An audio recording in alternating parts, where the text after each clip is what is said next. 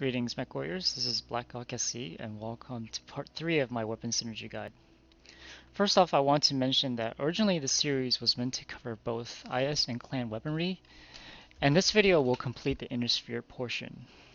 However, PGI has recently indicated that they intend to replace the Ghost Heat system as a means to reduce alpha size sometime this year.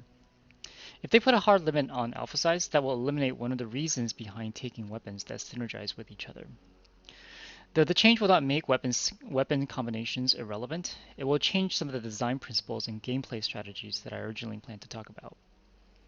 Given this, I will complete the Inner Sphere portion of the guides for now and pick it up again, perhaps once the new heat system has been announced. At the 0 to 270 meter range, we have a combination of 3 weapons, the AC-20, SRM-6, and the medium pulse laser or the medium laser. In this combination, the lasers are tertiary weapons, and you should always take the AC and SRMs together if possible. The reason why they work together is first, the optimal ranges are all the same, with the MPLs having a slightly shorter range than the rest. Second, they all have similar cooldowns of 4 seconds for the AC and SRMs. The lasers burn for 1 second or less, and they have a 3-second cooldown. Therefore, the total cooldown is 4 seconds as well. This allows the player to alpha and twist away without wasting potential DPS if the cooldowns are significantly different. However, in a full brawl situation, we'll often skip firing the lasers since they're the least heat efficient weapons among the 3, and they force the player to give more face time to the enemy. The heat and burn time is also the reason why we prefer MPLs over MLs when the tonnage permits. As far as builds go, light, medium mechs, and smaller heavies will use 2 of the 3 weapon systems, typically lasers and missiles or lasers and AC. Some larger heavies and assaults like the Orion, the Victor, and Atlas can and should use the AC and SRMs together, or optionally use all 3 weapon systems. Now gameplay-wise, light and medium brawlers play very differently from heavy and assault brawlers. Specifically, the player's decision about when to engage and disengage will differ. Generally speaking, light and medium brawlers will brawl from the flanks or rear, since they have the ability to maneuver into favorable positions. They should exit the brawl when the enemy starts focusing on them. Some will call this playstyle skirmishing. So let's take this opportunity to look at how we can run the SRM6 version of the Hunchback 4J. So here I'm trying to mostly demonstrate positioning rather than how to fire the weapons. And so here we have a Stalker, and because I can see that he doesn't have a lot of firepower in short range, so we can just go ahead and engage him face on. The Executioner, I don't know what his loadout yet, so I'm gonna assume the worst and not engage him head on immediately.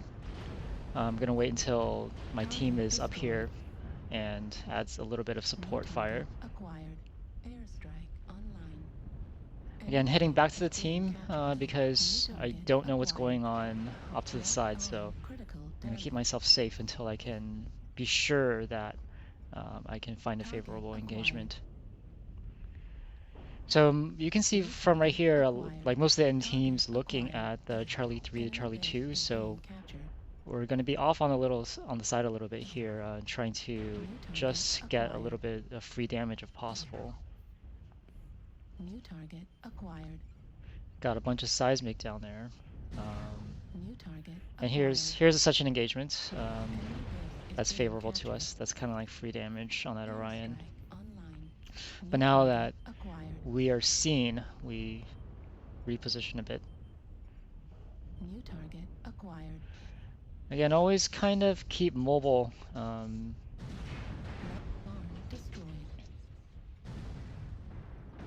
I don't want to be in front of that Orion, so I fire off the SRMs and twist immediately. New target acquired. So make sure that we're not engaging heavy mechs like that head on. That back shot is what we're gonna look for. Those kinds of sort of free damage in that case. Target destroyed. Enemy base is being captured. New target acquired.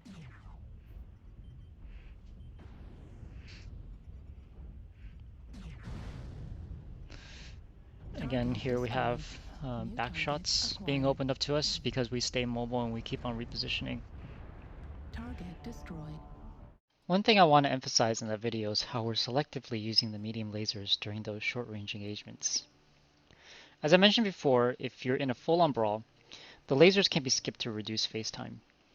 When we're hitting from the flanks or the rear, however, use the lasers to maximize damage during that window of opportunity.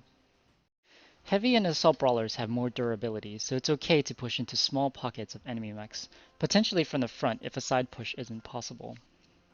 However, this doesn't mean push into half of the enemy team at the beginning of the match, but 2 to 4 mechs during the middle of the match is perfectly doable for mechs like the Atlas and Victor.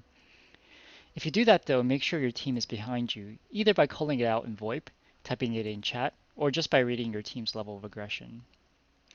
I'm not going to go too much into brawling in this guide since it's not my main topic, but what I can do is to go through what a push in a heavier assault brawler should look like. Target acquired. So right now we're sticking with the team until we can New find target pockets of mechs that we acquired. can engage. Okay, we're not pushing that immediately New because we're not target sure how many acquired. are really there. We do see at least 2. So we're sticking with the Molar until we can get a better judgment about how many we're Target pushing. acquired. This hunchback's dead. New target acquired. Okay, in our vision we see about 2 or 3. That's New target that's acquired. okay. We can do that. We can engage this pocket. I New fired off the medium target laser acquired. accidentally, Threat level actually. critical. So one thing that I like to do is to, as you see, put the AC-20 and the SRMs into one firing Target group destroyed. so that I can fire and New twist target in 2 acquired. motions. As you saw, the alpha of the AC-20 SRM combo and how its front-loaded damage allows us to shield gives us both the firepower and durability to contribute significantly to that match. It helps to develop the muscle memory to fire and twist, which I admittedly also sometimes forget to do. A related combination, and one that is more niche, is the AC-10 and SRM-4 combo. In most cases for lighter mechs, a laser and missile or laser and ballistic combination will work the best. However, in a few cases, this is less than ideal.